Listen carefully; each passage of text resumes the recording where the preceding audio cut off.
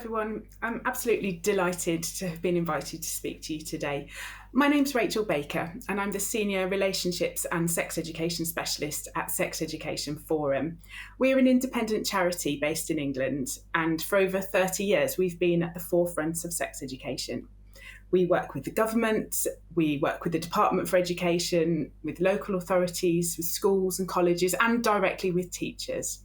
It's wonderful to be here to be able to share some of my experiences and expertise with you all. I'm a teacher, I'm a special educational needs specialist, and a sex and relationships trainer. My career has taken me through mainstream schools as a department lead for personal, social, and health education, into alternate provision settings for learners who are marginalised from education for all sorts of reasons, often because of emotional, social and mental health needs or perhaps behavioural difficulties, then to working with learners with moderate learning disabilities and as a nurture-based tutor. So I've been with Sex Education Forum now for a little over 2 years, but I still go into schools independently to carry out work directly with learners with disabilities as well. Today, I hope to be able to share with you some ways to create a meaningful curriculum for our learners with additional needs by decoding the often very complex topics in the relationships and sex education guidance and creating developmental learning ladders so that all learners can access the learning at the right level for them, for their age and their cognition and capability. I am conscious that we will have different acronyms and abbreviations over here, so I hope this little guide will help, and I will try to avoid any jargon. I also thought it would be helpful to show the structure of our education system in England and how our RSE curriculum builds through the years. We have statutory relationships education in primary with a non-statutory element of sex education which is recommended. That happens during Key Stage 2. Then, as learners move upwards into our secondary system in Key Stage 3, relationships and sex education combined are statutory. In post-16, we then have what we call the preparation for adulthood outcomes, which includes a lot of the relationships and sex content. I work with teachers in schools all the time, and these are very frequently heard voices. Sometimes it is the concern that the learners just aren't ready for the content. Or it might be that the teachers just really don't know where to start. It can be some very worried voices sometimes that the learners, regardless of their age, just aren't ready to tackle some of the complex themes. And that's fair enough. This is real. Our guidance tells us what learners should know, but it doesn't really break down these topics into incremental steps. And if you are working with learners with highly complex needs and you have a very tricky topic such as pornography or something like that, the learning objectives might feel a very long way away from your learner's grasp. So we need to know where to begin. We need to know how to find out where our learners are and how to decode these highly complex topics into more manageable bites. I like a ladder to illustrate this method. I think it's positive to remind us that wherever we are, we have achieved something already to get to this step, and that the next step might be just a little bit within our reach. If we keep climbing steadily and at our own pace, we will get closer to the top. So the way to do this would be to be learner-led, to take the lead from your learners' questions, from their interests, their responses, but also ensuring that we're age appropriate at all times. I think often people use the phrase age appropriate to mean not teaching the really grown-up stuff to the children when they're too young. But it also has another meaning, a flip side of that, which is about making sure that we are covering the adult content with the older learners, regardless of their cognitive ability. Ultimately, if you are the owner of a 17-year-old penis or a 17-year-old vulva, you need to know how it works. But that, of course, is when the differentiation comes in. And if our learners have a very low ability, the challenge then becomes to create very simplified and practical ways to explain quite complex themes, affording the young person the dignity to educate them at their chronological age, but to do so in an accessible way. And of course, guided by assessment. That doesn't mean written tests, of course, but by questioning, by observation, and creative ways to ascertain a learner's starting point so that you can then build up gently from there. So here's a good little list of some things you could get started with, and all of these can be broken up in this same kind of way. These aren't in a particular order, it's more a pick list for you to select from. So, for instance, something like consent, especially consent to sex, might feel like a very, very distant learning objective for your learners, but perhaps starting with a simpler version of consent giving, which might be to do with being given a choice and specifying your preference, or even just simply being asked and having the right to say no, is a really good place to start, which you can then develop from. So we might find ourselves having conversations such as, would you like to play football outside today? And the learner might respond with, well, I would like to play, but I'd prefer to play something inside.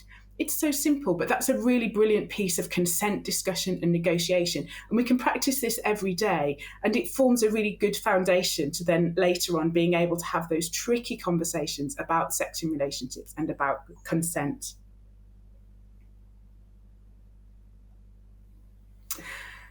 And talking about touch, this is a lovely activity that can be done with all ages, ranging from tiny little children all the way to adults. I've found this has had a really positive effect, and people get a lot from this exercise. So the idea of this is that we're talking about the different cats, the images that we see, talking about which cats might want us to stroke them or touch them today and which cats might not. So take a look at those pictures. Is there a cat on there that you think really doesn't want us to touch them today? Well, I think we can all say that number 2 and number 9 do not look like they want our attention today, do they? But are there any other cats on there that are telling us, no, not at the moment? Actually, number 3 is asleep, so definitely doesn't want our touch at the moment. And then number 1, who is feeding her babies, really enjoying a touch, but it's private and we're not invited to join that. But then are there any cats on this page who definitely do want us to stroke them? Learners might say number 4 perhaps, or number 6, but we really can't be sure, can we? And we need to encourage the conversation that we have to ask. And then if the person says no, or the cat says no, then we respect that and we don't carry on with the touch when the other person has expressed that they don't want that. So then we can think about how we transfer that learning, this very simple activity with friendly cats and sleeping cats, onto how it would be in an example with people. How would we know if a person wanted to touch? How could we express whether we do or we don't want to touch? And what should we do if someone touches us when we don't want them to? So I have an example here for you of a very simplified version of how I might build up a topic like masturbation, starting with a very simple statement about our own body parts and which are public and which are private. We need to make sure that our young people understand that they are allowed to touch their own body parts, but there are rules about it. You can then build up from then to discuss about touching our body, that it's not just about washing and going to the toilet, but we are allowed to touch our own bodies in a way that we just want to, because it's our body, as long as we're following the rules and it's in private. And then you can build up to include more complex terms such as genitals, and then also such as sexual pleasure. Masturbation and genital touch in general is a significant issue both in schools and at home, and we really owe it to our most vulnerable learners to ensure that we make this learning accessible to them. And a really frank approach to talking about genital touch is critical, and a consistent line between home and school is paramount to ensuring that the learner understands.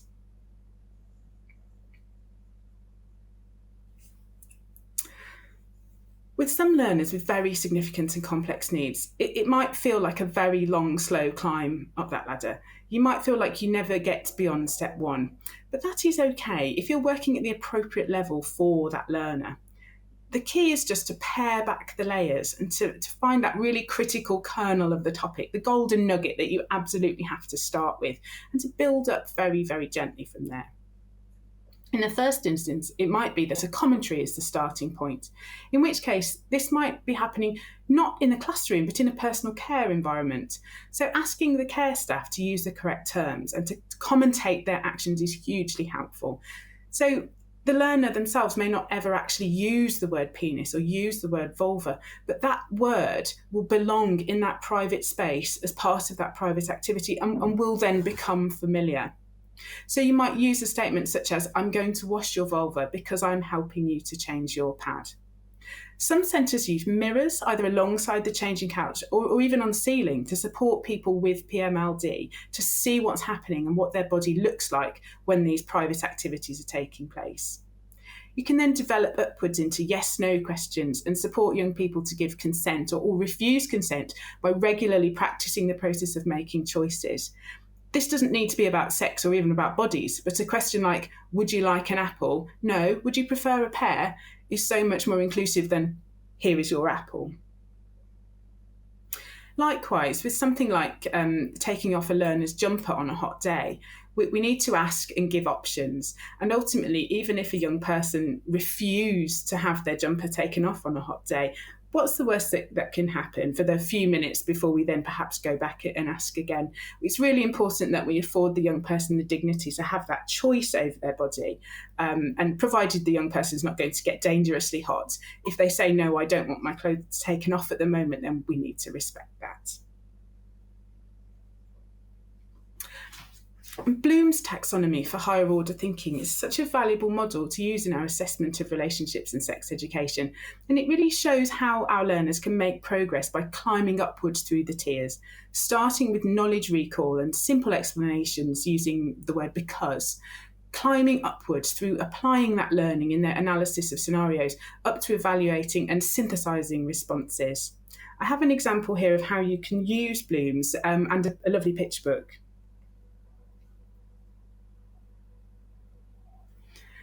So the story that I've used here is Julian is a Mermaid. It's the most beautiful picture book, certainly one to have on your library shelf. So you can use this model to support your differentiated questioning and could use the same activity with a range of abilities, but tailor the questioning to suit your cohort. To give you a bit of the plot, Julian meets some mermaids on the train home from the swimming pool.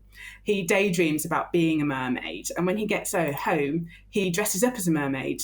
His nana then sees him and he was worried that he's in trouble, but actually she gives him some beads and shows him that she accepts him, and they go to the carnival together.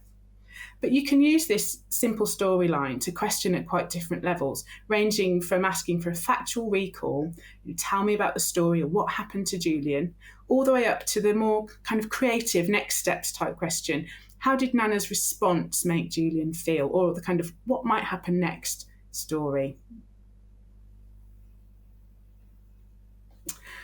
I've included here some top tips for how to make your RSE provision inclusive to your learners with SEND.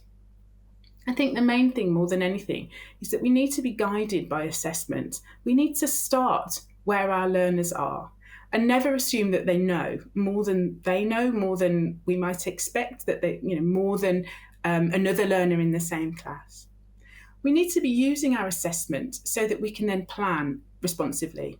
And so that every learner is receiving a personalised curriculum, taking them on the next steps and really listening to our learners and being led by them in the position that they are when we receive them. Our learning environment too can make a massive difference on how accessible the teaching is to our young people. We need to create a safe and familiar learning environment so that the learners feel prepared, they feel ready when they arrive in the room and they know what's about to happen.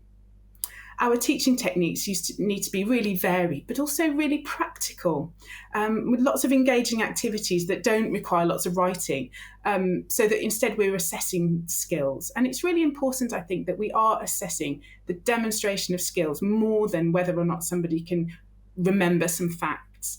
Yes, the facts are important, but the negotiation skills and the practical stuff is what they will use in their adult life. We do need to address misunderstandings. We do need to address negative attitudes.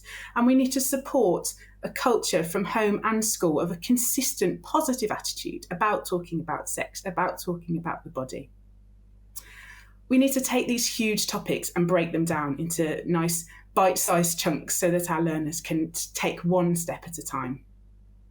Our content needs to be rights-based. It needs to be evidence-based.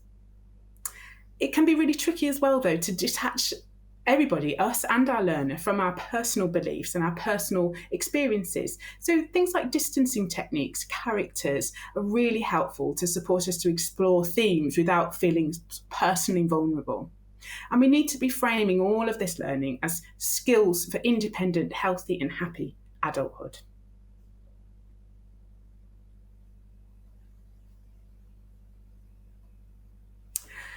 It's been a pleasure to speak to you today. I hope that you found my contribution helpful to support you in RSE in your setting.